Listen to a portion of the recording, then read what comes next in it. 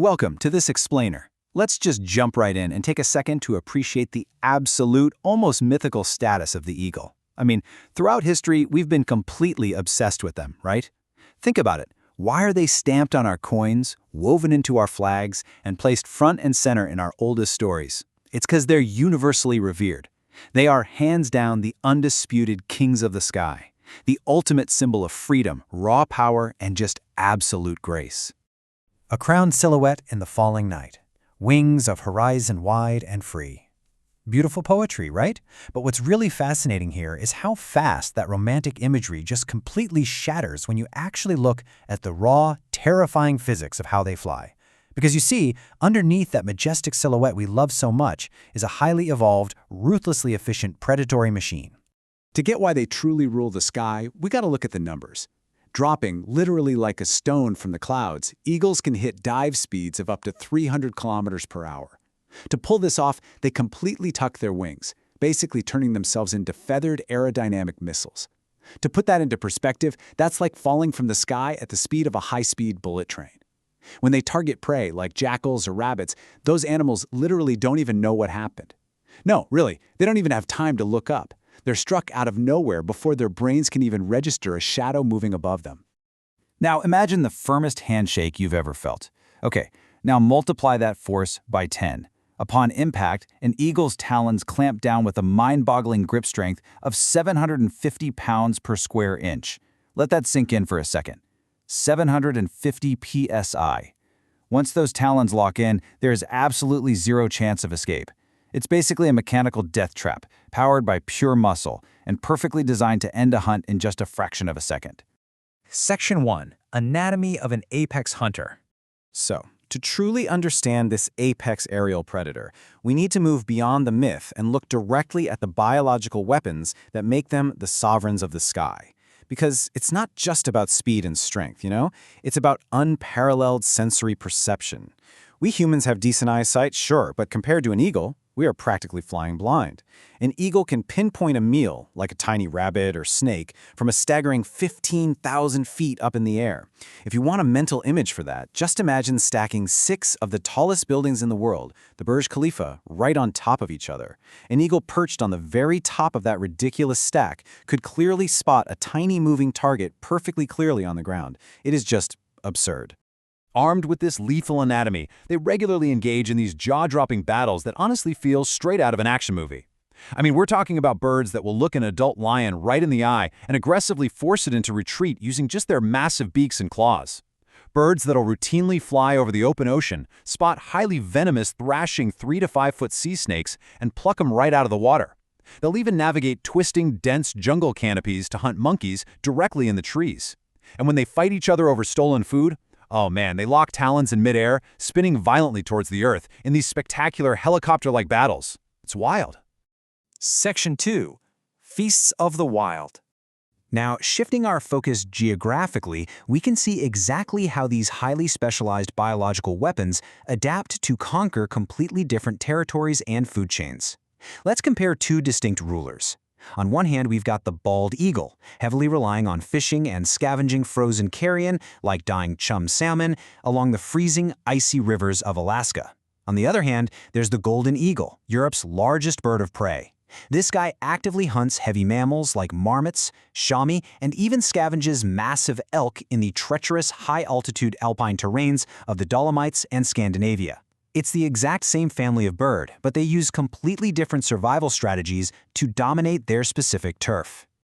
Zooming out to look at the macro scale of their survival, well, there's a phenomenon in Alaska that is truly mind-boggling. In the dead of winter, an astounding gathering of up to 4,500 bald eagles congregates along Alaska's Chilkoot River. Think about that. It's a mass gathering unmatched anywhere else in the world. Just take a second to imagine the sheer noise, the chaos, and the energy of 4,500 apex predators all fighting for space in one single spot. So how is a gathering this massive even possible when temps are dropping below -20 degrees Celsius? Well, it all comes down to a fascinating geological anomaly. Subterranean volcanic hot springs actually keep a 10-kilometer stretch of the river completely ice-free, and this magically aligns with a uniquely late fourth migration of dying chum salmon. Basically, it serves up an all-you-can-eat buffet of fish that the eagles then have to fiercely defend from hungry grizzly bears and wily ravens.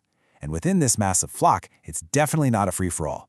There is a strict, brutal hierarchy. The young, inexperienced fledglings have to respectfully give way to the older, larger birds, or they face severe, often physical consequences from the veterans. Meanwhile, over in the Italian Dolomites, the golden eagle's diet looks completely different. A massive 60% of their summer food comes entirely from hibernating marmots just waking up from their winter slumber. Honestly, it's a tough break to be a mountain marmot. You finally wake up from a long, peaceful sleep, step outside, and immediately become the primary food source for a giant eagle. They supplement the rest of their diet with mountain goat kids, the chamois, and wild gourds. This really highlights just how localized and incredibly specialized an eagle's diet becomes based on the specific kingdom it rules. Section 3. Raising the Royal Dynasty. All right, let's step away from the brutal, freezing hunting grounds for a minute to explore the incredibly delicate, intimate process of how they raise their young. The journey to raise just a single chick is nothing short of an epic, grueling marathon of survival. It kicks off in the dead of winter with intense acrobatic courtship flights. Actually, scratch that. It's more like an endurance test, as they'll mate up to 30 times just to ensure fertilization. Then they build these massive nests, called eyries, high up in rocks or ancient trees and decorate them with fresh green twigs. Once the egg is laid, the parents lock into a strict 45-day continuous incubation cycle. That means braving freezing rain, howling winds, and heavy snow, constantly rotating duties so that fragile egg never loses crucial body heat. It's a massive display of dedication to their bloodline.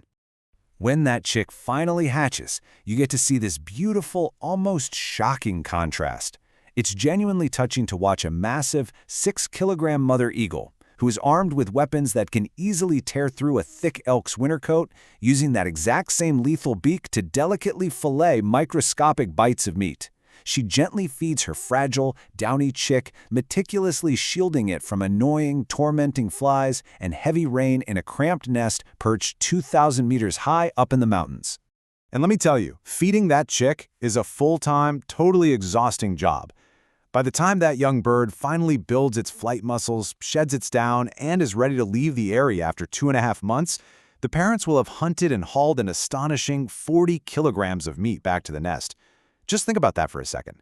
Imagine carrying 40 kilos, that's about 90 pounds, of groceries up a freezing mountain, multiple times a day, every single day for months. That is a monumental, staggering physical toll on those adult eagles.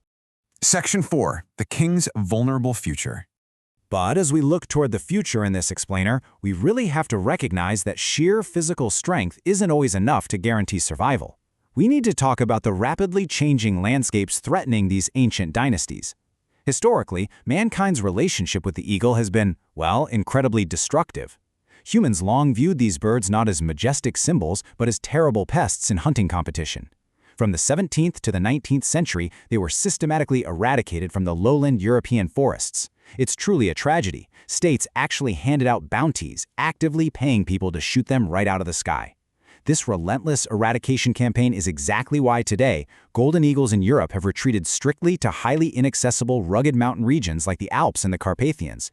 Now, while they are thankfully strictly protected from hunting today, their primary threat has completely shifted. Today, it's all about their habitat, and there's a bitter irony here. We stop shooting them, sure, but we're quietly deleting the very architecture of their homes. Modern timber operations are rapidly logging old-growth forests to feed industrial demand. I mean, think about the centuries it takes to grow a massive ancient tree with branches thick enough to support a giant eagle's nest, compared to the literal minutes it takes a modern machine to cut it down. Eagles need these ancient trees, and they need open canopy floors to spot their prey. With industrial logging creating younger, incredibly dense forests, the eagles are literally losing their homes, pushing them higher and higher into harsh, unforgiving mountain reserves. Which leaves us with this final, provocative thought to take away. For millions of years, the eagle has conquered absolutely everything nature could throw at it, right? It can fight off lions, survive sub-zero blizzards, and brilliantly master the complex physics of the sky. But the ultimate question is, can the undisputed king of the skies survive the one force in nature it cannot fight off? Us. Thanks for watching.